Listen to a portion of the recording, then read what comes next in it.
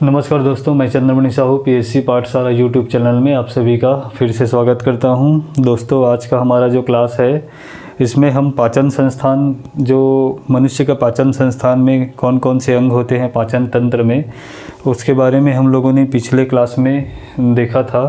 अब इस क्लास में हम पढ़ेंगे कि भोजन का पाचन कैसे होता है, पाचन की प्रक्रिया क्या है, उसके बारे में पढ़ेंगे और पाचक जो ग्रंथियां हैं वो भी हम साथ ही में करेंगे आज।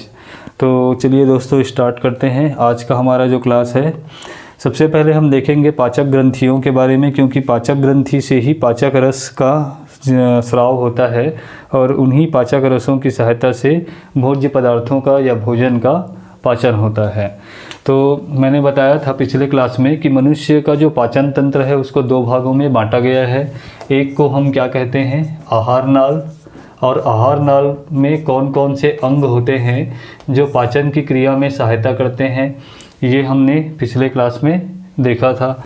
अब इस क्लास में हम पढ़ेंगे पाचक ग्रंथियों के बारे में। पाचक ग्रंथियाँ या पाचक ग्रंथियों के बारे में हम पढ़ेंगे।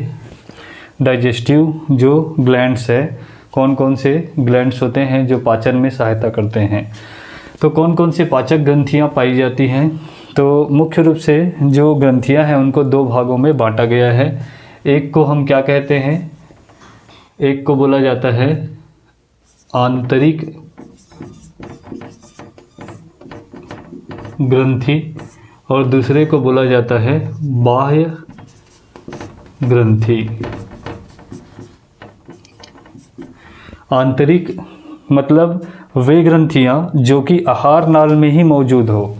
आहार नाल के अंदर जो होता है उसको हम आंतरिक पाचक ग्रंथियां कहेंगे, और वे पाचक ग्रंथियां जो आहार नाल के बाहर स्थित है लेकिन उनके द्वारा जो स्राव जो निकलता है उनका, ठीक है, जो पाचक रस है वो किसी नलिका या वाहिकाओं के द्वारा आहार नाल में पहुंचाया जाता है। उन्हें हम क्या कहते हैं, बाह्य ग्रंथियां कहते हैं। तो सबसे पहले हम देखेंगे आंतरिक ग्रंथि। तो आंतरिक ग्रंथियों में कौन सी ग्रंथियां आती है, तो आहार नाल में मुख से लेकर गुदा द्वार तक श्लेष्मा ग्रंथि पाई जाती है, जो कि आहार नाल के दीवार में ही स्थित होती है।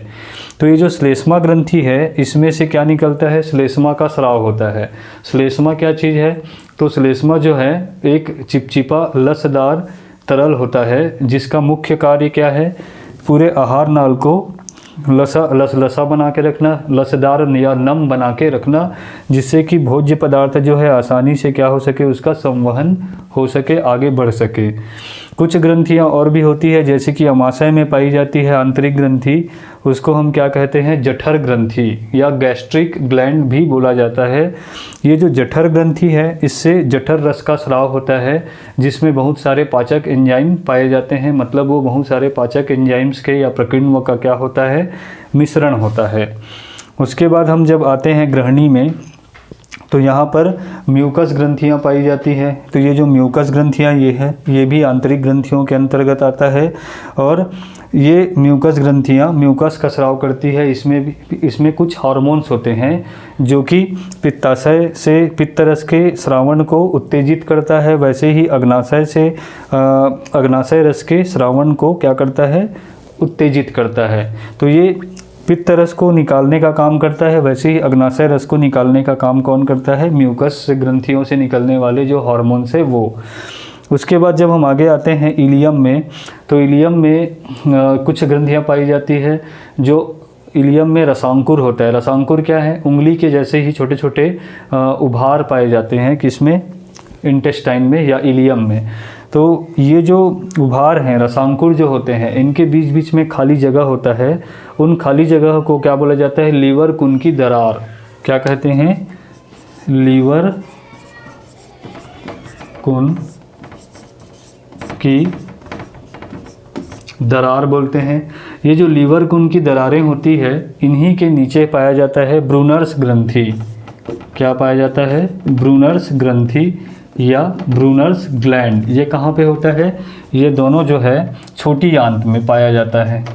छोटी आंत के कौन से हिस्से में, छोटी आंत को दो भागों में बांटा गया है, एक को गृहिणी बोलते हैं और दूसरा क्या होता है, इलियम। तो ये हमको मिलता है कहाँ पे, इलियम में मिलता है।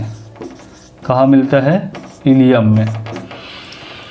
तो ये सभी जो है आंतरिक ग्रंथियाँ हैं जिनसे कि क्या होता है, पाचक रस का स्राव होता है और श्लेष्मा जो द्रव है उसका भी स्राव या सिक्रेशन होता है। अब आते हैं बाह्य ग्रंथियों के बारे में। तो जो बाह्य ग्रंथि है, कौन कौन सी ग्रंथियां हैं जो बाह्य ग्रंथियों के अंतर्गत आती हैं? तो इसमें सबसे पहला जो ग्रंथि है वो है लार ग्रंथि। कौन सा है, लार ग्रंथि। अब ये लार ग्रंथि, लार क्या होता है, तो लार भी एक प्रकार का चिपचिपा लसदार पदार्थ जो होता है, तरल पदार्थ, जो कि लार ग्रंथियों के द्वारा स्रावित होता है। और जो लार ग्रंथियां जो होती है हमारे मुख में पाई जाती है, लार ग्रंथियां कितनी ग्रंथियां होती है, 3 जोड़ी लार ग्रंथियां पाई जाती है। ठीक है, 3 जोड़ी लार ग्रंथियां हमारे मुख में पाई जाती है जिनसे लार का स्राव होता है। लार जो होता है उसका काम क्या है, उसका कार्य क्या है, तो एक तो भोजन को क्या करना है, लसलसा बनाना है। ठीक है, जिससे कि आसानी से क्या कर सके, हम उसको निगल सकें और आगे आहार नाल में उसका संवहन हो सके। दूसरा मुख्य कार्य क्या होता है, तो लार जो होता है ये कुछ जीवाणुओं या बैक्टीरिया को भी क्या करता है, मारने का काम करता है। और तीसरा जो इसका काम क्या होता है, तो लार जो है वो हमारे मुख को हमेशा गीला बना के रखता है, नम बना के रखता है, जिससे कि हमें शब्दों के उच्चारण में या बोलने में सहायता मिलती है। ठीक है, चौथा जो है लार का जो पाचन में क्या योगदान होता है, तो लार में 2 प्रकार के, वैसे तो बहुत सारे एंजाइम्स होते हैं लेकिन मुख्य रूप से 2 एंजाइम क्या हैं, पाचन में सहायता करते हैं। एक को हम क्या कहते हैं, एमाइलेज, जिसको टाइलिन भी कहा जाता है, टाइलिन एंजाइम। और दूसरा जो होता है उसको हम क्या कहते हैं, लाइसोजाइम, लाइसोजाइम एंजाइम या प्रकीर्णव जो है इसमें पाया जाता है। एक होता है माल्टेज प्रकीर्णव भी इसमें होता है। तो एमाइलेज का क्या काम होता है, एमाइलेज जो है यहीं से पाचन की क्रिया प्रारंभ कर देता है। एमाइलेज एंजाइम जो है वो सबसे पहले भोज्य पदार्थ में पाए जाने वाले स्टार्च या मंड को किस में बदलता है, एमाइलेज, स्टार्च को, एमाइलेज जो है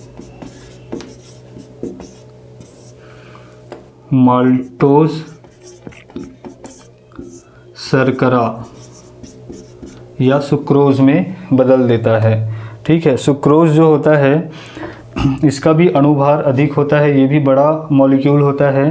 तो आगे चलकर माल्टोज जो शर्करा है इसको माल्टेज एंजाइम जो है वो क्या करता है, ग्लूकोज में बदल देता है। किस में बदल देता है, ग्लूकोज में।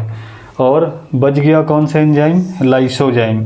तो लाइसोजाइम क्या करता है, बैक्टीरिया को मारने का काम करता है। कैसे मारता है, तो लाइसोजाइम जो है ये बैक्टीरिया की कोशिका भित्ति में पाए जाने वाले पॉलीसेकेराइड्स को, किसको, पॉलीसेकेराइड्स को क्या करता है, अपघटित कर देता है। पॉलीसेकेराइड्स को क्या कर देता है, ये अपघटित कर देता है। कौन, लाइसोजाइम। जिससे कि पॉलीसेकेराइड के अपघटन होने से जो कोशिका भित्ति है वो रप्चर हो जाती है, फट जाती है और बैक्टीरिया जो है या जीवाणु जो है नष्ट हो जाते हैं। तो इस तरीके से लाइसोजाइम जीवाणुओं को मारने का काम करता है। एमाइलेज जो है वो स्टार्च को या मंड को माल्टोज शर्करा में बदलता है और माल्टेज एंजाइम जो है वो माल्टोज शर्करा को ग्लूकोज में परिवर्तित कर देता है। अब ग्लूकोज जो होता है ये छोटा मॉलिक्यूल है, छोटा अणु होता है जिसको आसानी से क्या कर लिया जाता है, अवशोषण कर लिया जाता है या अवशोषित हो जाता है। तो यहाँ तक का जो पाचन है वो कहाँ पे होता है, लार के द्वारा मुख से प्रारंभ हो जाता है। अब भोजन जो है ग्रसनी से कहाँ पहुँचता है, ग्रास नली में, और ग्रास नली से कहाँ पहुँचता है, अमाशय में। तो ग्रास नली में किसी भी प्रकार की पाचन की क्रिया नहीं होती। अब पाचन होगा कहाँ, अमाशय में। तो अब हम देखेंगे अमाशय। आमाशय में किस प्रकार से होती है पाचन की क्रिया।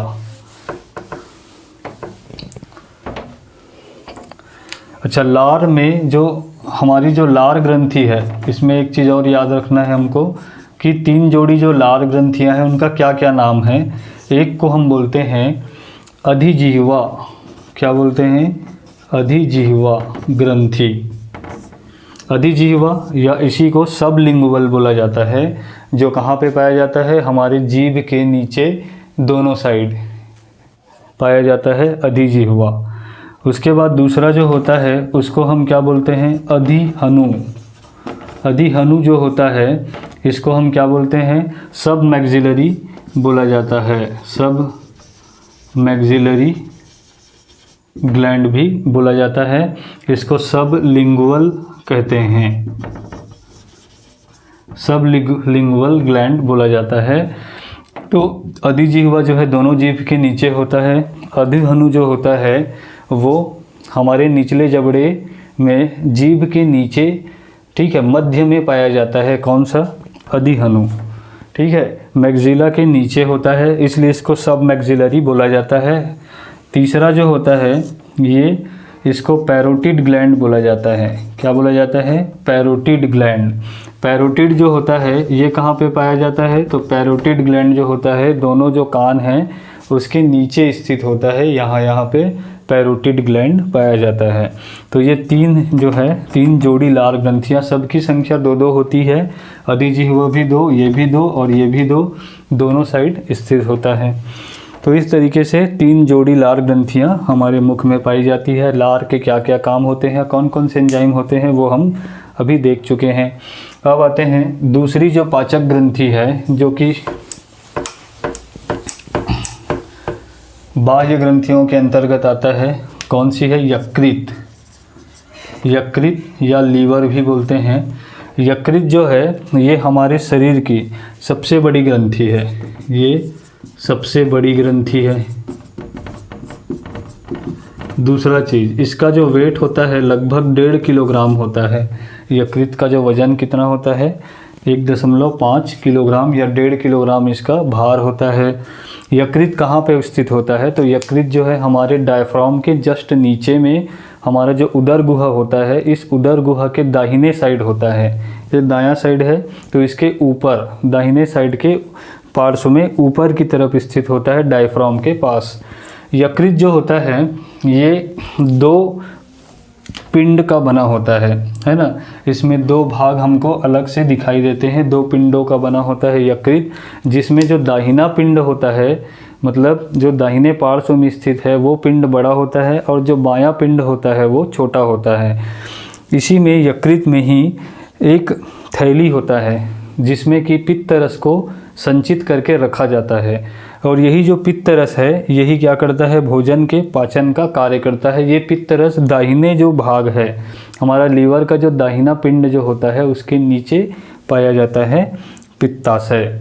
तो पित्ताशय को इंग्लिश में गॉल ब्लैडर भी बोलते हैं, और ये कहाँ पे होता है, लीवर के दाहिने पिंड के नीचे स्थित होता है, जहाँ पर पित्त रस को संचित करके रखा जाता है।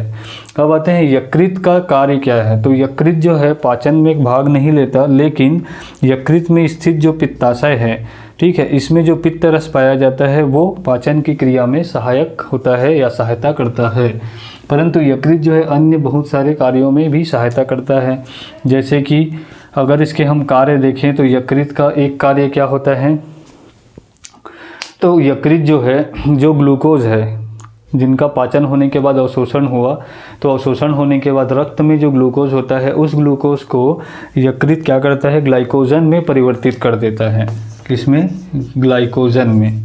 ग्लूकोज को ये ग्लाइकोजन में परिवर्तित कर देता है और संचित करके रखता है अपने पास, ताकि विषम परिस्थिति में, जैसे कि हमको खाना नहीं मिल पाया, तो उस कंडीशन में क्या होता है, ग्लूकोज की कमी को पूरा करने के लिए क्या करता है, लीवर जो है इसी ग्लाइकोजन को पुनः किस में परिवर्तित कर देता है, ग्लूकोज में परिवर्तित कर देता है, जिससे कि हमें क्या मिलता है, ऊर्जा प्राप्त होती है। इसी तरीके से यकृत जो है, मान लिया जाए ग्लूकोज, ग्लाइकोजन भी नहीं है हमारे पास, तो कहाँ से ग्लूकोज बनाएगा, तब उस कंडीशन में यकृत क्या करता है, जो अमीनो अम्ल है उन अमीनो अम्लों को अमीनो अम्ल हो गया, वसी अम्ल हो गया, इनको क्या करता है, ग्लूकोज में परिवर्तित करता है या शर्करा में परिवर्तित कर देता है, और शर्करा आगे चलकर ग्लूकोज में परिवर्तित हो जाता है, जिससे हमें ऊर्जा की प्राप्ति होती है। इसके अतिरिक्त यकृत जो है हमारे शरीर में अमोनिया एक अपशिष्ट पदार्थ का निर्माण होता है। अमोनिया जो है अपशिष्ट पदार्थ होता है और अमोनिया का निर्माण होता है, तो अमोनिया बहुत ही ज़्यादा जहरीला होता है, विषैला होता है, जिसके कारण हम उसको अधिक समय तक अपने शरीर के अंदर नहीं रख सकते। तो यकृत उसको कम जहरीले या कम विषैले पदार्थ यूरिया में परिवर्तित कर देता है। किसकी सहायता से? अमोनिया जो है उसको कार्बन डाइऑक्साइड की सहायता से किस में परिवर्तित कर देता है? यूरिया में परिवर्तित कर देता है। फिर यूरिया जो है हमारे वृक्क की सहायता से शरीर से उत्सर्जित कर दिया जाता है। इसके बाद आते हैं यकृत जो है वो क्या करता है, प्रोटीन रक्त में पाए जाने वाले कुछ विशेष प्रोटीन जैसे कि थ्रोम्बिन हो गया या फाइब्रिनोजन हो गया आदि का निर्माण कार्य भी करता है। किसका? थ्रोम्बिन और फाइब्रिनोजन इन सब का निर्माण भी करता है। इसके अतिरिक्त ये जो थ्रोम्बिन और फाइब्रिनोजन जो होता है ये क्या करता है, ये रक्त का थक्का बनाने में सहायता करते हैं। मतलब ब्लड क्लॉटिंग जो होता है, जैसे हमें कहीं चोट लग गया तो थ्रोम्बिन और फाइब्रिनोजन इन सब की सहायता से क्या होता है, रक्त का एक थक्का मतलब खून जम जाता है वहाँ पे, जिससे कि ब्लीडिंग होना बंद हो जाता है। इसी तरीके से इससे हिपेरिन का भी स्राव होता है। किसका? हिपेरिन। हिपेरिन जो होता है ये जस्ट अपोजिट काम करता है, ये रक्त के थक्का बनने से रोकता है। तो हिपेरिन भी इम्पॉर्टेंट है और ये दोनों भी इम्पॉर्टेंट है। अगर ब्लड चोट लग गई और थ्रोम्बिन फाइब्रिनोजन अगर नहीं है, प्रोटीन की कमी है, तो फिर क्या होगा, रक्त का थक्का नहीं बनेगा, जिससे कि ब्लीडिंग कंटिन्यू होते रहेगा, है ना, रक्त जो है बहता ही रहेगा। और यदि हिपेरिन की कमी हो जाए तब उस कंडीशन में हमारे जो रक्त वाहिकाएँ हैं उसके अंदर ही अगर ब्लड क्लॉटिंग हो गया तो फिर क्या हो सकता है, अगर हार्ट में यही चीज़ हो गया तो ब्लॉकेज आ सकता है। तो हिपेरिन क्या करता है, ऐसे जो अवांछित जो रक्त का थक्का जो बनता है उसको रोकने का काम करता है। तो ये हो गया हिपेरिन का निर्माण भी कौन करता है, स्राव भी कौन करता है, यकृत। उसके बाद आते हैं यकृत जो है हमारे शरीर में प्रोटीन, अतिरिक्त प्रोटीन का संचय नहीं हो सकता। हमारे शरीर में उतनी ही प्रोटीन बनता है जितने की हमें आवश्यकता है, और प्रोटीन बनता किससे है, अमीनो अम्ल से। और तो क्या होता है, यदि अमीनो अम्लों से क्या बनता है, प्रोटीन का निर्माण होता है। तो यदि हमारे शरीर में प्रोटीन की ज़रूरत नहीं है तो उस अमीनो अम्ल का क्या होगा, तो उसको संचित करके नहीं रखा जाता। इस अमीनो अम्ल को किस में बदल देते हैं, अमोनिया। इस अमीनो अम्ल को यूरिया जो है अमोनिया और पायरुविक अम्ल में बदल देता है। किस में, पायरुविक अम्ल में। अभी अमोनिया जो होता है इसको यकृत क्या करता है, फिर से यूरिया में बदल देता है, जिससे कि शरीर से इसको बाहर निकाल दिया जाता है वृक्क की सहायता से। और पायरुविक अम्ल जो होता है इसको भेज दिया जाता है कहाँ पे, क्रेब्स साइकिल चलता है हमारे शरीर में, जो हम श्वसन में पढ़ेंगे, क्रेब्स चक्र। इस क्रेब्स चक्र में क्या होता है, पायरुविक अम्ल से ऊर्जा का उत्पादन किया जाता है, जिसका उपयोग हम विभिन्न क्रियाओं में करते हैं। तो इस तरीके से जो बचे हुए जो अमीनो अम्ल है उसका भी उपयोग कर लेता है यकृत। इसी तरीके से यकृत का एक और कार्य है, यकृत क्या करता है, जो मृत आरबीसी है उन मृत आरबीसी को, आरबीसी में जो हीमोग्लोबिन होता है उसको क्या करता है, पित्तरस, जो पित्त वर्णक का निर्माण करता है। यकृत में पित्त वर्णक का निर्माण होता है। अब ये पित्त वर्णक क्या है, तो पित्त वर्णक का नाम है बिलीरुबिन। बिलीरुबिन नामक पित्त वर्णक का निर्माण करता है। किससे होता है, आरबीसी से बनता है ये। तो बिलीरुबिन जो होता है ये पित्त वर्णक आरबीसी जब मृत होता है तो उससे यकृत उससे क्या बनाता है, बिलीरुबिन का निर्माण करता है। फिर बिलीरुबिन जो होता है वो पित्तरस के साथ कहाँ पे आता है, ग्रहणी में। ग्रहणी में आने के बाद भोजन से मिक्स होके वो आ जाता है छोटी आंत, छोटी आंत से बड़ी आंत, और बड़ी आंत से उसको शरीर से बाहर निकाल दिया जाता है। लेकिन कभी कभी क्या होता है कि बिलीरुबिन की मात्रा जो है रक्त में जब बढ़ जाती है तब उस कंडीशन में या उस परिस्थिति में क्या होता है, हमारा जो त्वचा है और आँख का जो सफ़ेद भाग है, ठीक है, और शरीर के और जो दूसरे अंग जो है उनमें इसकी सांद्रता बढ़ जाती है, किसकी, बिलीरुबिन की, जिससे वो हमें पीले रंग के दिखाई देने लगते हैं, जिसे हम क्या कहते हैं, पीलिया रोग कहते हैं, जॉन्डिस कहा जाता है। कभी कभी ये जो है कुछ वायरस के संक्रमण से भी ऐसा होता है। तो ये हो गया यकृत के कार्य। यकृत जो है इस तरीके से हमारे शरीर में बहुत सारे कार्यों को क्या करता है। और एक और कार्य ये है कि यकृत को ताप उत्पादक अंग भी कहा जाता है, क्योंकि यह जो है हमारे शरीर के ताप को नियंत्रित करता है, रक्त के ताप को नियंत्रित करके हमारे पूरे शरीर के ताप को भी नियंत्रित करता है। तो ये यकृत के कार्य हैं। और ये जो अमीनो अम्ल है, इस अमीनो अम्ल को जो अमोनिया और पायरुविक एसिड में बदलने की जो क्रिया होती है, इस रासायनिक अभिक्रिया का नाम है डीएमिनेशन। इसको क्या बोलते हैं, डीएमिनेशन कहा जाता है, डीएमिनेशन। तो ये यकृत के कार्य हो गए। अब आते हैं पित्ताशय जो होता है। यकृत का एक कार्य तो यही है जो पित्त वर्णक का निर्माण होता है और पित्त रस का निर्माण भी करता है यकृत, जिसको कहाँ संचित करके रखा जाता है, पित्ताशय में। तो पित्ताशय में जो पित्त रस होता है वही पाचन की क्रिया में सहायता करता है। तो अब हम आते हैं पित्त रस के बारे में। यकृत जो ग्रंथि है उसके क्या कार्य होते हैं उसके बारे में हमने यहाँ पे देख लिया है। अब भोजन का आमाशय तक जो आमाशय में जो पाचन होता है, आमाशय में कौन सी क्रिया चलती है, तो आमाशय में कौन कौन से भोज्य पदार्थों का पाचन होता है वो हम देख लेते हैं। आमाशय में पाचन, तो आमाशय में पाचन होता है। आमाशय में सबसे पहले हम देख लेते हैं जो पाचक एंजाइम है उसका नाम है जठर रस। कहाँ से निकलता है, जठर ग्रंथि से।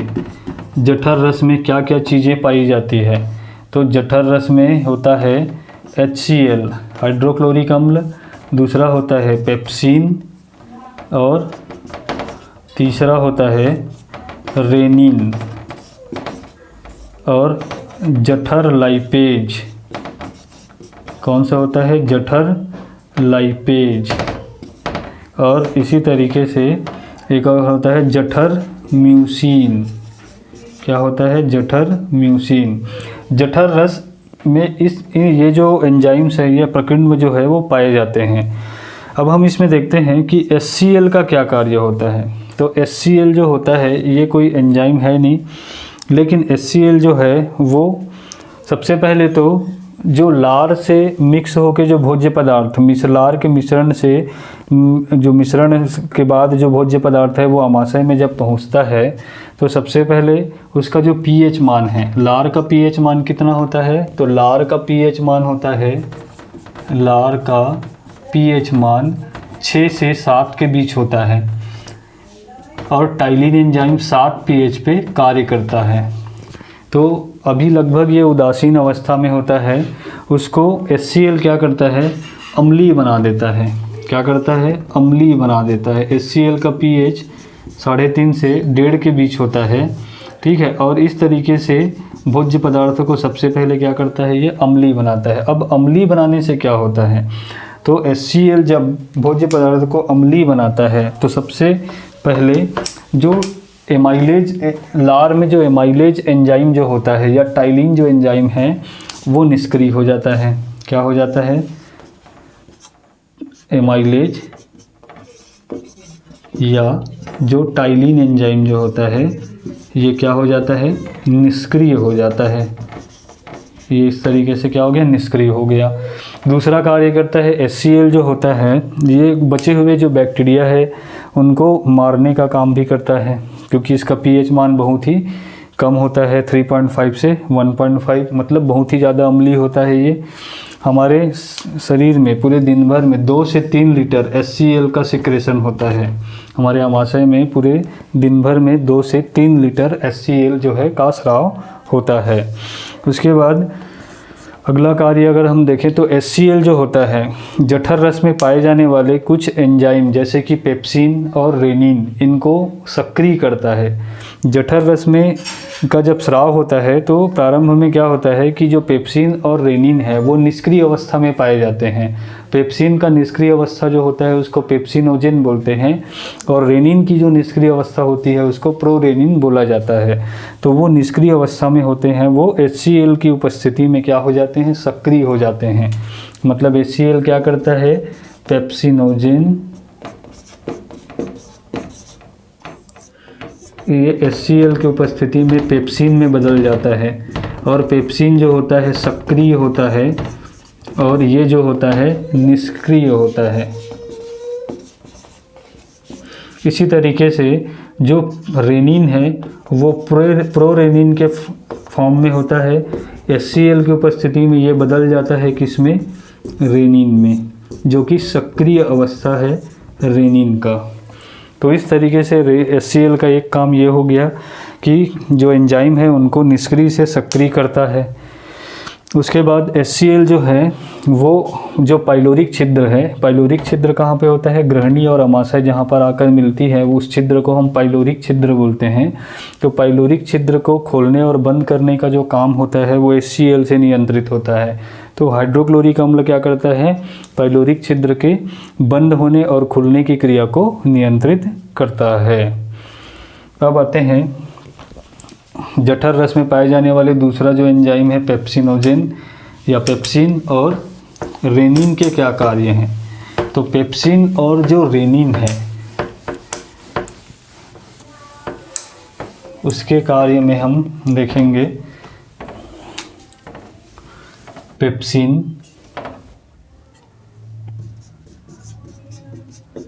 पेप्सिन जो एंजाइम होता है ये प्रोटीन पाचक एंजाइम है जो कि पेप्सिनोजेन के फॉर्म में क्या होता है, निकलता है। HCl की उपस्थिति में ये पेप्सिन में क्या हो जाता है, परिवर्तित हो जाता है। ये क्या है, सक्रिय अवस्था है और ये क्या है, निष्क्रिय अवस्था है। मतलब जब तक HCl नहीं निकलेगा तब तक पेप्सिनोजेन जो है प्रोटीन का पाचन नहीं कर सकता। अब देखिए स्टार्च का पाचन तो मुख से प्रारंभ हो चुका था, लेकिन प्रोटीन का और वसा का पाचन अभी तक शुरुआत नहीं हुआ है। तो पेप्सिनोजेन की सहायता से या पेप्सिन की सहायता से क्या होता है, जो प्रोटीन है वो बदल जाता है, उनका पाचन होता है और क्या बनता है, पेप्टोन और प्रोटियोजेस का निर्माण होता है। पेप्टोन और प्रोटियोज बनता है या प्रोटियोजेस लिख सकते हैं। उसके बाद आगे चलकर देखिए अभी ये क्या है, प्रोटीन का पूर्ण पाचन नहीं हुआ है, लेकिन प्रोटीन को क्या किया गया, थोड़े जटिल से थोड़े सरल अणुओं में तोड़ दिया गया। आगे चल के इसको और सरल अणुओं में तोड़ा जाएगा। इसकी जो सबसे बेसिक यूनिट, सबसे मूल इकाई जो होती है प्रोटीन का वो है अमीनो अम्ल। तो अंत में एक इसमें टूटेगा, अमीनो अम्ल में तोड़ा जाएगा इसको। अब उसके बाद देखते हैं रेनिन का। तो रेनिन क्या काम करता है अमाशय में, तो रेनिन जो है प्रोरेनिन के फॉर्म में होता है, प्रोरेनिन के रूप में होता है, जो कि निष्क्रिय रूप है किसका, रेनिन का। HCl की उपस्थिति में प्रोरेनिन बदल जाता है किसमें, रेनिन में बदल जाता है। अब रेनिन क्या काम करता है, तो रेनिन जो है ये सबसे पहले तो दूध जो होता है, दूध में एक विशेष प्रकार का प्रोटीन होता है जिसको हम क्या कहते हैं, कैसीन प्रोटीन। क्या कहते हैं, कैसीन प्रोटीन। ये दूध में पाया जाता है। दूध जो होता है तरल पदार्थ होता है। दूध को यदि हम पीते हैं तो क्या है, तरल अवस्था में होने के कारण वो बिना पचे ही किस में जा सकता है, आंत में चला जाएगा। और यदि बिना पचे आंत में चला गया तो फिर हमें दूध पीने का या मिल्क लेने का कोई फ़ायदा ही नहीं है। तो दूध को अमाशय में रोकने के लिए क्या करना पड़ता है, दही में परिवर्तित करना पड़ता है, ताकि उसमें जो भी प्रोटीन है वो प्रोटीन पूरा का पूरा क्या हो सके, उसका पाचन हो सके। तो दूध, जब कैसीन प्रोटीन जो होता है दूध में, वो घुलनशील होता है, उसको हम क्या करेंगे, अघुलनशील पदार्थ में परिवर्तित किया जाता है। तो सबसे पहले रेनिन क्या करेगा, कैसीन को पैरा कैसीन में परिवर्तित करता है, पैरा कैसीन बनाता है। और पैरा कैसीन जो होता है ये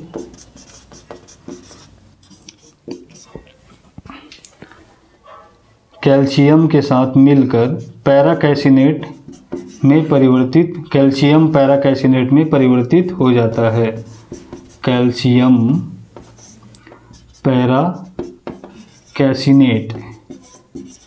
ये कैल्शियम पैराकैसिनेट बन गया। अब ये कैल्शियम पैराकैसिनेट जब बनता है तो ये अघुलनशील हो जाता है, जिसके कारण दूध जो है दही में परिवर्तित हो जाता है और थोड़ा सा गाढ़ा हो जाता है, जिससे कि वो अमाशय में रुक जाता है। और अमाशय में रुकने से क्या होता है, ये जो कैसीन प्रोटीन है जो कैल्शियम पैराकैसिनेट के फॉर्म में है, इसका पाचन कौन करता है, पेप्सिन। अब कैल्शियम पैराकैसिनेट के साथ पेप्सिन जो है वो पेप्सिन एंजाइम की उपस्थिति में इसको क्या कर देते हैं, पेप्टोन्स और प्रोटीओज में क्या कर दिया जाता है, बदल दिया जाता है, जो कि प्रोटीन का क्या है, सरल अणु है। तो इस तरीके से ये जो एंजाइम है प्रोटीन पाचक एंजाइम कहलाते हैं, जो प्रोटीन का पाचन करते हैं अमाशय में। अब उसके बाद अगला जो एंजाइम है जो कि जठर रस में पाया जाता है, उसका नाम क्या है, जठर लाइपेज। तो जठर लाइपेज जो है, लाइपेज एंजाइम वसा का पाचन करता है, परंतु यहाँ पे क्या होता है कि वसा का पाचन नहीं हो पाता, इसलिए जठर लाइपेज का कोई विशेष कार्य नहीं होता। वसा का पाचन इसलिए नहीं हो पाता क्योंकि वसा जो है वो जल में अघुलनशील होता है और वसा में घुलनशील होगा। तो उसका सबसे पहले ग्रहणी में क्या होता है, इमल्सीकरण किया जाता है, मतलब पायस का निर्माण करते हैं, उसका एक इमल्सन बनाते हैं, मतलब उसको घुलनशील बनाया जाता है। उसके लिए पित्त रस की आवश्यकता पड़ती है, जो कि हमें कहाँ मिलता है, ग्रहणी में मिलता है, छोटी आंत में मिलता है, डिओडिनम में मिलता है। तो इसीलिए जठर लाइपेज का कोई विशेष कार्य नहीं होता। अब आते हैं जठर म्यूसिन। तो जठर म्यूसिन जो होता है इसका क्या कार्य है, तो जठर म्यूसिन विशेष रूप से पाचन में तो भाग नहीं लेता, लेकिन यह जो है क्या करता है, HCl के प्रभाव को थोड़ा सा कम कर देता है। सबसे पहला काम इसका क्या है, HCl के प्रभाव को कम करना, HCl के प्रभाव को ये कम करता है। दूसरा, अमाशय के जो श्लेष्मा ग्रंथि जो है या श्लेष्मा ग्रंथियाँ जो होती है उसके चारों तरफ एक सुरक्षात्मक आवरण बनाता है, कौन, म्यूसिन। क्यों बनाता है सुरक्षात्मक आवरण, ताकि उस पर HCl का प्रभाव न पड़े और दूसरे जो एंजाइम है उसका भी प्रभाव हमारे इस अमाशय पर न पड़े। नहीं तो क्या होगा, अमाशय में जब भोज्य पदार्थों का पाचन होगा तो अमाशय का भी पाचन हो जाएगा, तो अमाशय क्या हो जाएगा, डैमेज हो जाएगा। इसलिए उसको रक्षात्मक आवरण प्रदान करता है कौन, जठर म्यूसिन। तो ये जठर म्यूसिन के कार्य हैं। उसके बाद भोजन को थोड़ा सा लसलसा बनाता है ताकि आसानी से ये क्या हो सके, आगे बढ़ सके। अब आते हैं ग्रहणी में। तो ग्रहणी जो होता है छोटी आंत का ही हिस्सा है, छोटी आंत का एक भाग है ग्रहणी। ग्रहणी जो है इसको हम डिओडिनम कहते हैं। भोजन जब अमाशय से ग्रहणी में पहुंचता है तो उस समय उसका जो प्रकृति है वो कैसा होता है, अम्लीय होता है। तो ये अम्लीय से सबसे पहले उसको क्षारीय बनाएगा। कौन बनाएगा क्षारीय, तो देखिए ग्रहणी में पित्ताशय से पित्त रस आकर मिलती है, ठीक है, पित्ताशय से पित्त रस मिलती है।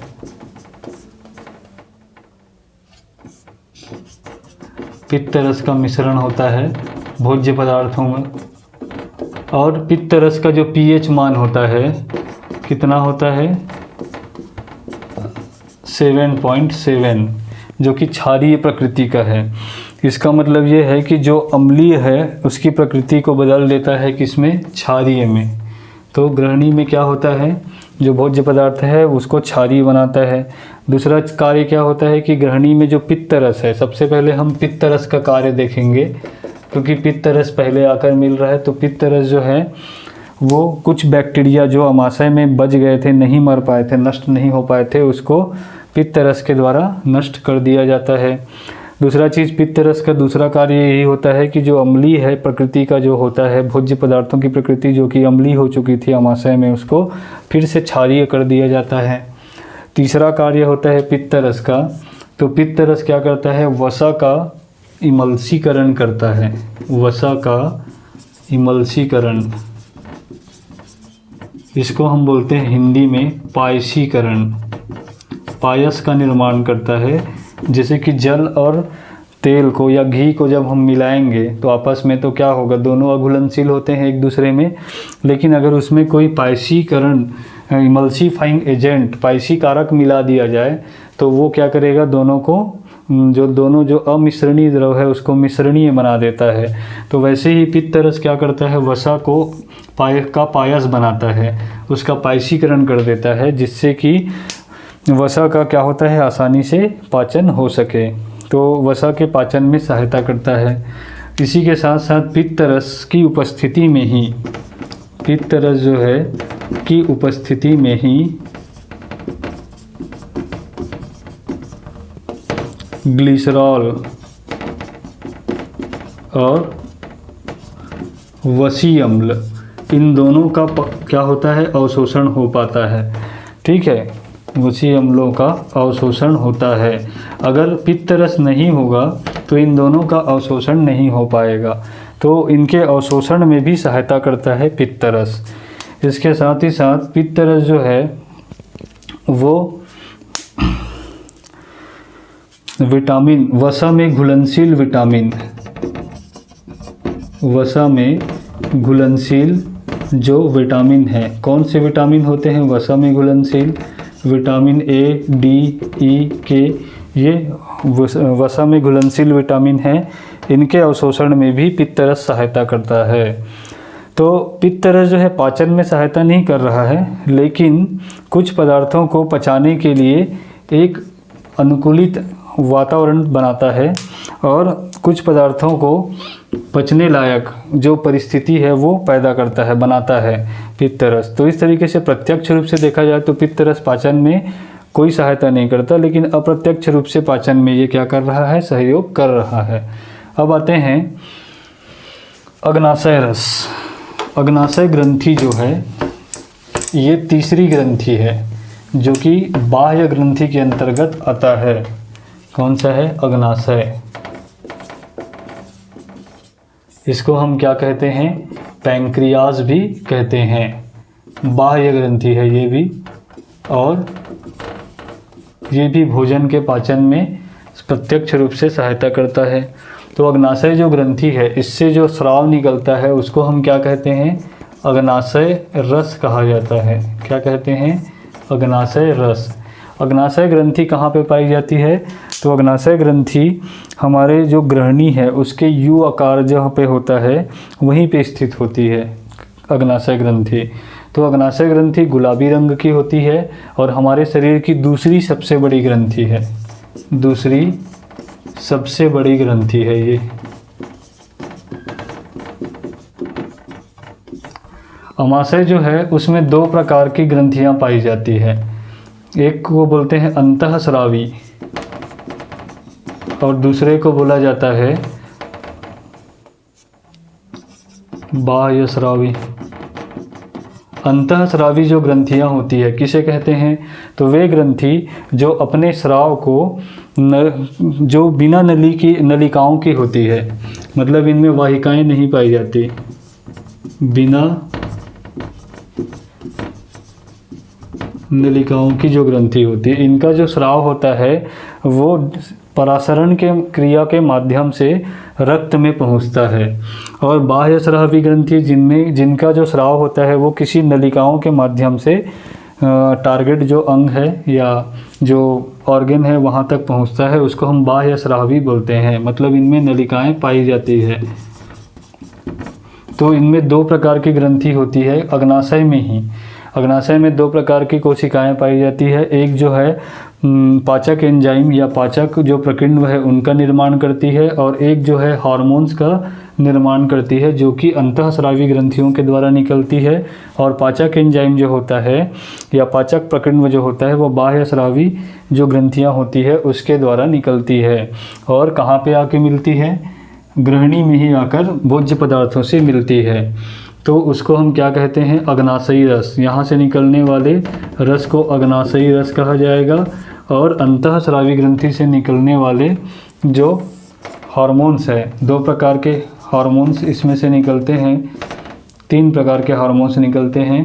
उसको एक को बोला जाता है इंसुलिन जो अग्नाशय से निकलता है, और दूसरा जो होता है उसको बोलते हैं ग्लूकेगॉन। तो इंसुलिन क्या करता है? रक्त में ग्लूकोज की मात्रा को कम करता है, और ग्लूकेगॉन रक्त में ग्लूकोज की मात्रा को बढ़ाता है। तो ये है अग्नाशय ग्रंथि। अब हम देखेंगे अग्नाशय ग्रंथि से निकलने वाला जो रस है अग्नाशयी रस, उसमें कौन कौन से पाचक प्रकीर्णव या पाचक एंजाइम पाए जाते हैं। तो अग्नाशयी रस में कौन कौन से एंजाइम होते हैं? तो एक एंजाइम का नाम क्या है? अग्नाशयी एमाइलेज। अग्नाशयी एमाइलेज जो होता है ये क्या करता है? नाम से स्पष्ट है। एमाइलेज का मुख्य काम क्या है? स्टार्च को शर्करा में बदलना। तो यहाँ पर भी अग्नाशयी एमाइलेज क्या करता है? लार का जो एमाइलेज है उसके द्वारा जब स्टार्च का पाचन किया जाता है, तो यदि उसमें कुछ स्टार्च बच गए हैं जिनका पाचन नहीं हो पाया, तो अग्नाशयी एमाइलेज उन बचे हुए स्टार्च को क्या करता है? माल्टोस शर्करा में बदल देता है। इसमें माल्टोस शर्करा में बदल देता है। और फिर माल्टेज एंजाइम जो होता है वो इन माल्टोस शर्करा को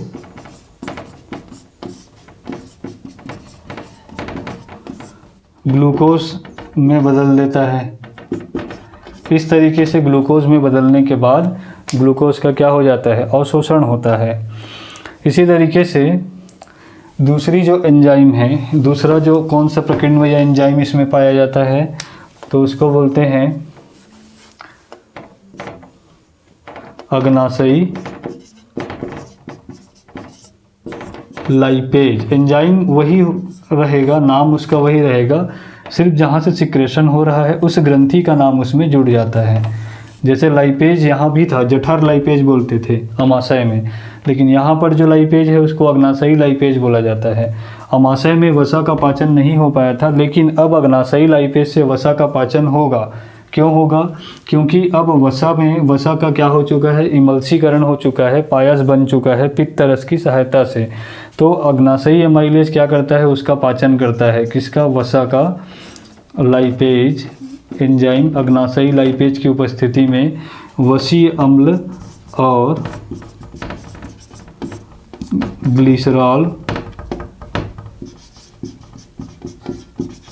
और किस में बदल जाता है? मोनोग्लिसराइड्स में ये क्या हो जाता है? इसको तोड़ दिया जाता है वसा को। तो इस तरीके से अब वसीय अम्ल, ग्लिसरॉल और मोनोग्लिसराइड का अवशोषण आसानी से हो सकता है, क्योंकि वसा एक बहुत बड़ा मॉलिक्यूल होता है, अणु होता है। इनको छोटे छोटे अणुओं में क्या कर दिया गया? डिवाइड कर दिया गया। किसकी सहायता से? अग्नाशयी लाइपेज। तो लाइपेज एंजाइम वसा का पाचन करता है, एमाइलेज एंजाइम स्टार्च का पाचन करता है। अब आते हैं प्रोटीन पाचक एंजाइम। तो अग्नाशयी रस में प्रोटीन को भी पचाने वाले एंजाइम्स पाए जाते हैं। उसका नाम क्या है? तो प्रोटीन पाचक एंजाइम का नाम है ट्रिप्सिन और काइमोट्रिप्सिन। तो ट्रिप्सिन जो होता है जब ये निकलता है तो ये ट्रिप्सिनोजन के फॉर्म में होता है। किस फॉर्म में होता है? किस रूप में होता है? ट्रिप्सिनोजेन, जो कि क्या होता है, निष्क्रिय। अब इसको क्या करना है हमको, सक्रिय। तो ये सक्रिय कैसे होता है, तो ट्रिप्सिनोजेन जो है वो सक्रिय होगा एंट्रोकाइनेज एंजाइम। ये कहाँ निकलता है एंट्रोकाइनेज एंजाइम, तो एंट्रोकाइनेज एंजाइम जो है इलियम से निकलता है और ट्रिप्सिनोजेन को ट्रिप्सिन में बदल देता है। किस में बदल देता है, ट्रिप्सिन में। ये क्या है, निष्क्रिय अवस्था है और ये जो है सक्रिय अवस्था है।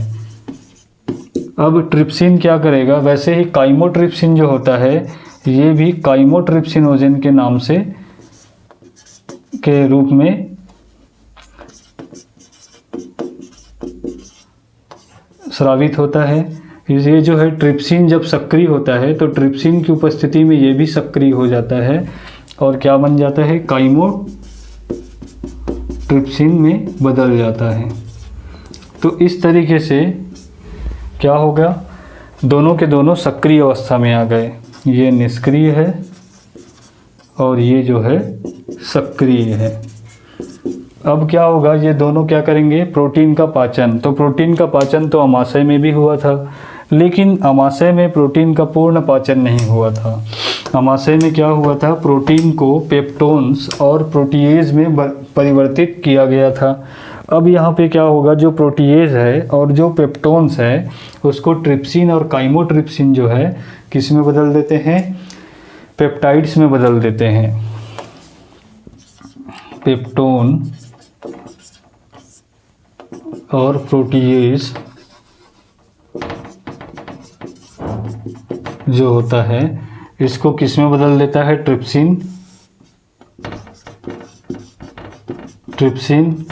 इसको बदल देता है किसमें, पेप्टाइड में। ठीक इसी तरीके से पेप्टोन और जो प्रोटीएजेज हैं इसको काइमोट्रिप्सिन जो होता है ये किस में बदल देता है, पेप्टाइड में। तो प्रोटीन जो होता है वो पेप्टाइड जो चैन है, पेप्टाइड श्रृंखला जो होती है, इनसे मिलकर प्रोटीन बनता है। पॉलीपेप्टाइड चैन बोलते हैं, मतलब बहुत सारे पेप्टाइड आपस में मिलते हैं उसे पॉलीपेप्टाइड बोला जाता है। और पॉलीपेप्टाइड आपस में मिलकर क्या बनाते हैं, प्रोटीन। लेकिन पेप्टाइड कैसे बनता है, तो अमीनो एसिड से मिलकर पेप्टाइड बनता है। तो अभी इसका और भी पाचन होगा आगे। अब आगे कौन पाचन करेगा पेप्टाइड का, तो अग्नाशयी रस में एक और एंजाइम होता है उसका नाम है कार्बोक्सी पेप्टाइडेज।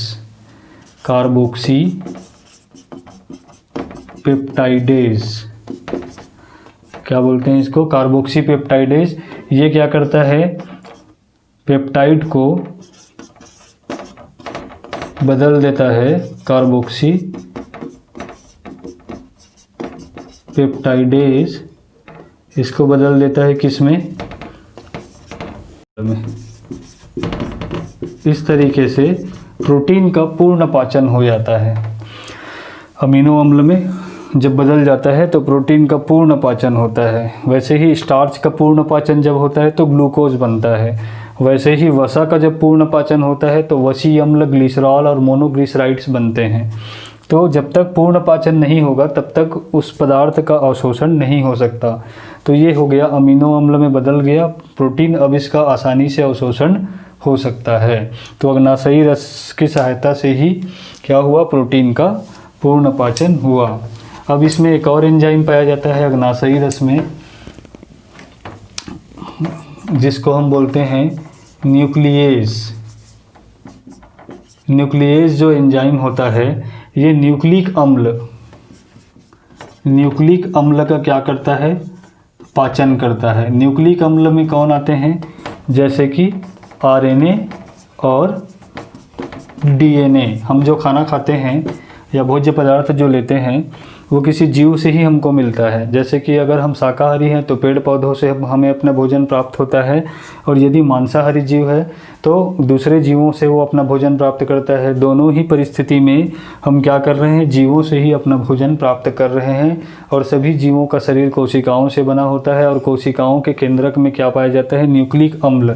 और ये जो न्यूक्लिक अम्ल होता है वो आरएनए व डीएनए के रूप में पाया जाता है। तो जाहिर सी बात है जब हम उसको खाएंगे तो प्रोटीन हो गया, वसा हो गया, कार्बोहाइड्रेट हो गया या स्टार्च हो गया, ठीक है, और इन सब का तो पाचन हो गया। कैसे होता है हमने देख लिया, लेकिन उसमें आरएनए डीएनए न्यूक्लिक अम्ल भी पाया जाता है, तो उनका भी क्या होना चाहिए, पाचन। कुछ मिनरल्स होंगे तो मिनरल्स का पाचन नहीं होता, वो सीधा सीधा जल में घुलनशील है और जल के माध्यम से अवशोषित हो जाती है।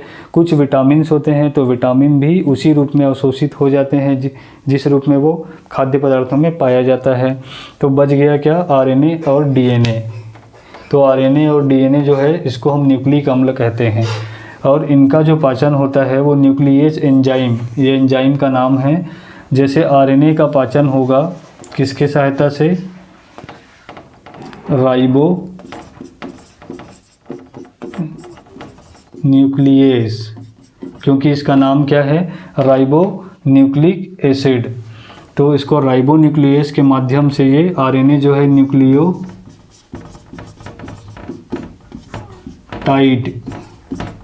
प्लस न्यूक्लियोसाइड में क्या हो जाता है, विघटित कर दिया जाता है। इसी तरीके से जो डीएनए है, डीएनए का जब पाचन होता है तो उसके लिए डीऑक्सी राइबो न्यूक्लियेज एंजाइम की सहायता से इसको भी न्यूक्लियोटाइड प्लस न्यूक्लियोसाइड में बदल दिया जाता है। तो डीएनए बदल गया न्यूक्लियोटाइड न्यूक्लियोसाइड्स में। अब इनका और आगे पाचन होगा जिससे ये अपने जो सबसे बेसिक मॉलिक्यूल्स जो होते हैं उसमें क्या हो जाएंगे, विघटित हो जाएंगे।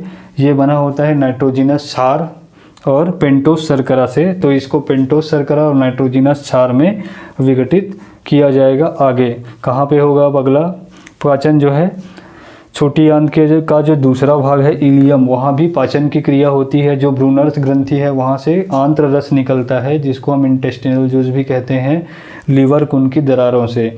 उनमें भी कुछ एंजाइम्स पाए जाते हैं जिनके द्वारा इन पदार्थों का क्या होता है, जो बचे हुए खाद्य पदार्थ हैं जैसे कुछ वसा बच गया या वसी अम्ल जो बच गए या प्रोटीन के कुछ हिस्से बच गए, जैसे प्रोटीन का पेप्टाइड तक बना है, अमीनो अम्ल में परिवर्तित नहीं हो पाया, तो उसका भी पाचन होगा कहाँ पे, इलियम में।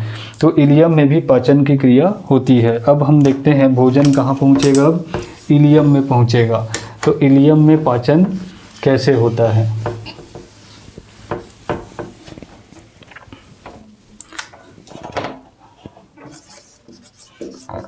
इलियम जिसको हम क्या कहते हैं, ये भी छोटी आंत का हिस्सा है। तो इलियम में ग्रंथि जो होती है उसको भ्रूणर्थ ग्रंथि कहते हैं। भ्रूणर्थ ग्रंथि जो होता है लीवर कुन की दरारों में पाया जाता है। और लीवर कुन की दरारें जो होती है वो जो रसांकुर पाए जाते हैं छोटी आंत में या इलियम में, रसांकुर क्या होते हैं, उंगली के जैसे कि ये क्या है, इलियम की नली है, ठीक है। इसमें इस तरीके का हमको क्या देखने को मिलता है, संरचनाएं देखने को मिलती है। इसको हम क्या कहते हैं, रसांकुर कहते हैं। और इन रसांकुर में छोटे छोटे छिद्र पाए जाते हैं और इसके अंदर जो है रक्त केशिकाओं का जाल बिछा होता है जिसकी सहायता से जो पचे हुए भोज्य पदार्थ है वो अवशोषित होकर रक्त केशिकाओं में चली जाती है और रक्त केशिकाओं से हमारे यकृत में और यकृत से हृदय में, फिर पूरे शरीर में क्या हो जाता है, इसको डिस्ट्रीब्यूट कर दिया जाता है, वितरित कर दिया जाता है। तो बीच बीच में जो खाली जगह है इसी को हम लीवर कुन की दरार कहते हैं। और इन्हीं दरारों में भ्रूणर्थ ग्रंथियाँ पाई जाती है जिनसे आंत्र रस निकलता है। क्या निकलता है, इंटेस्टिनल जूस या आंत्र रस। और ये जो है इनमें भी बहुत सारे एंजाइम्स जो है प्रकीर्ण व पाए जाते हैं जो भोजन का पाचन करते हैं। तो देखते हैं कौन कौन से एंजाइम्स होते हैं इसमें। एक होता है इरेप्सिन, कौन सा एंजाइम पाया जाता है? इरेप्सिन। इरेप्सिन भी एक क्या है? प्रोटीन पाचक प्रकिण्वों का क्या होता है? मिश्रण होता है। क्या होता है? मिश्रण। ये एक एंजाइम नहीं है, इसमें बहुत सारे प्रोटीन को पचाने वाले एंजाइम्स या प्रकिण्व जो है पाए जाते हैं, जो कि बचे हुए प्रोटीन या पेप्टोन्स या प्रोटीओस को पेप्टाइड में और पेप्टाइड को किस में परिवर्तित किया जाता है? अमीनो अम्ल में परिवर्तित या अमीनो अम्ल में विघटित कर दिया जाता है। उसके बाद आते हैं आर्जिनेज। इसमें आर्जिनेज नाम का एक एंजाइम होता है। आर्जिनेज क्या करता है? आर्जिनिन नामक अमीनो अम्ल को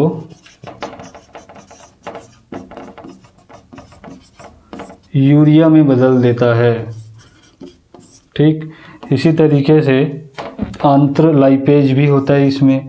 तो ये जो लाइपेज है तो इसका काम क्या होगा? आंत्र लाइपेज का काम होता है जो बचे हुए वसा है उसको वसीय अम्ल, ग्लिसरॉल और मोनोग्लिसराइड्स में क्या कर देगा? विघटित कर देता है। इसी तरीके से इसमें न्यूक्लिएज एंजाइम भी पाया जाता है, मतलब न्यूक्लिक अम्ल पाचक प्रकिण्व भी पाया जाता है। न्यूक्लिक अम्ल पाचक प्रकिण्व पाया जाता है। तो न्यूक्लिक अम्ल पाचक प्रकिण्व क्या करेगा? जो आरएनए डीएनए है उसको क्या करता है? इसका पाचन करता है बचे हुए आरएनए डीएनए का, और उसको किस में परिवर्तित कर देता है? Nucleotides and nucleosides. फिर आगे चलकर न्यूक्लियोटाइड्स न्यूक्लियोसाइड्स जो है किस में परिवर्तित हो जाता है? नाइट्रोजिनस क्षार और पेंटोस शर्करा में। उसके बाद इसमें कार्बोहाइड्रेट पाचक प्रकिण्व भी पाया जाता है। तो इनका काम क्या होता है? जो बचे हुए कार्बोहाइड्रेट्स है उनका पाचन करना और उसको ग्लूकोज में परिवर्तित करता है, जिससे कि वो आसानी से अवशोषित हो सके। तो इस तरीके से जो इलियम या छोटी आंत है वहाँ पर भी कुछ पाचक प्रकिण्व जो है पाए जाते हैं, जो बचे हुए भोजन का क्या करता है? पाचन करता है, और पचित भोजन का फिर यहीं पे क्या होता है? छोटी आंत में, इलियम में ही अवशोषण होता है। और यही कारण है कि इसकी जो लंबाई होती है बहुत ही ज़्यादा होती है, लगभग 5.5 मीटर लंबी होती है इलियम, क्योंकि जितना ज़्यादा लंबा होगा, जितना ज़्यादा समय मिलेगा, उतना ही ज़्यादा भोजन का क्या होगा? अवशोषण हो सकता है। तो ये है हमारे शरीर में पाचन की क्रिया या मनुष्य के शरीर के पाचन की क्रिया। कौन कौन से अंग में कौन कौन से एंजाइम से किस किस खाद्य पदार्थ का या भोज्य पदार्थों का पाचन होता है वो हमने यहाँ पे देखा है। तो इसमें हमको जो एंजाइम्स है उसको याद रखना है। ज़्यादातर जो एंजाइम है वो सभी अंगों में एक जैसा ही होता है, सिर्फ अंग के अनुसार उसका नाम बदल जाता है। जैसे हमने देखा अमाशय में जो लाइपेज था, अमाशयी लाइपेज, फिर उसके बाद अग्नाशयी लाइपेज, फिर उसके बाद आंतरी लाइपेज। न्यूक्लिक अम्ल का पाचन करने वाले एंजाइम का नाम न्यूक्लिएज, स्टार्च का पाचन करने वाले एंजाइम का नाम एमाइलेज। तो इस तरीके से हम उसको आसानी से याद रख सकते हैं। तो ये आज का जो हमारा टॉपिक है वो कंप्लीट होता है।